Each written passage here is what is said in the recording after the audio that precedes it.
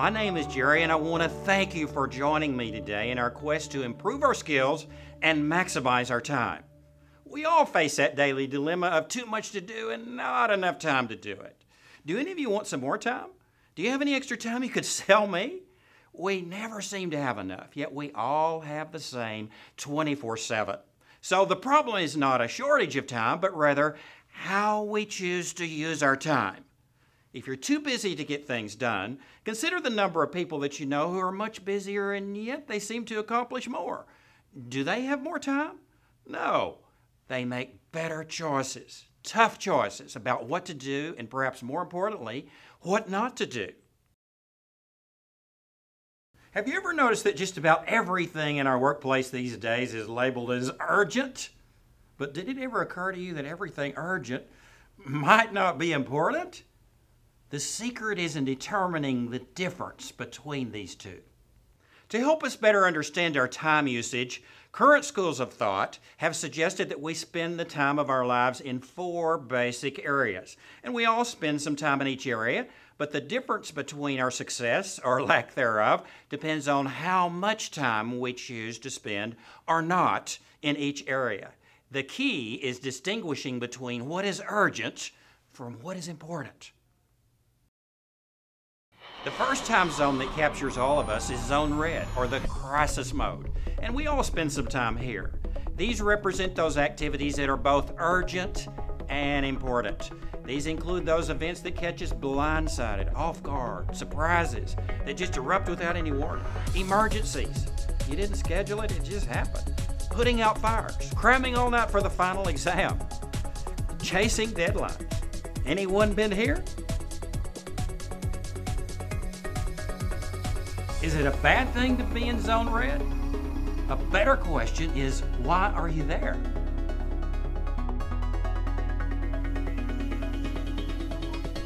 Because we're alive and stuff happens to all of us, we'll all spend some time here.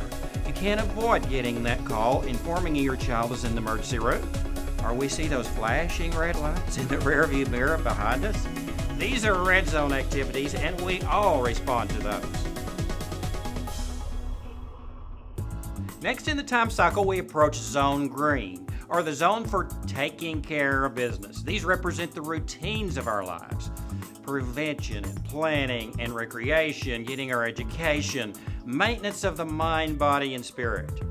Our work functions, strategic and planning and thinking, just basically doing our homework.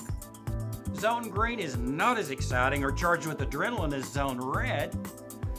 Not urgent, but it's so important. Next, we approach zone gold, or the zone of trivial pursuits. These include those activities that have a ring of urgency, but not necessarily important. Those endless interruptions, popular activities, sort of like ambulance chasers, just window shopping for excitement, whatever attracts us or distracts us. Much like the flash and the glitter of fool's gold, we're attracted, but only to discover there's no lasting value here. Before I became more aware of managing my time, I never paid much attention to what task was next on my list. I would just kind of dive into whatever grabbed my attention. This is a surefire way to stop productivity, because things that capture our interest are not always most important. The urgent tasks, of course, make the most noise. They vie for attention. They usually get it. Because they're frantic in nature, we somehow feel compelled to park here and set up shop. Zone gold often pulls and pressures and persuades us to be drawn into other people's agendas. Do you find it difficult to say no when someone asks for a bit of your time? Being Mr. Nice Guy, we often cave in to the demands of others. Of course it's urgent to them, but is it important to you? Only you can answer that question. Commercial advertising also sucks us in here. Buy it now! Call in the next 5 minutes for a free giveaway! The noise of urgency creates the illusion of importance. I'm often amused watching a commercial of the particularly animated salesman barking, "Buy it today! Get it tonight!" Urgent? It sure sounds like it. Important? Not so much. Finally, we approach zone blue, or the zone for just hanging out. These represent those activities that are neither urgent nor important. Time wasters, junk mail, online addicts, extended periods of non-productive time, couch potatoes, or any pastime that's excessive. Yes, we all need downtime, but that qualifies as a zone green activity if we're renewing our energies. Here we sit, zone blue, nothing to do, no sense of urgency or importance, just hanging out. Have you ever noticed that those folks that don't have anything to do with their time want to spend it with you? How does that happen? I've often thought that cell phone designers could do us all a favor, help us escape zone blue, if they would install a particularly useful function, a simulated static button for breaking out of those long-winded, meaningless conversations. Looking again at these 4 zones, ask yourself, where am I living my life?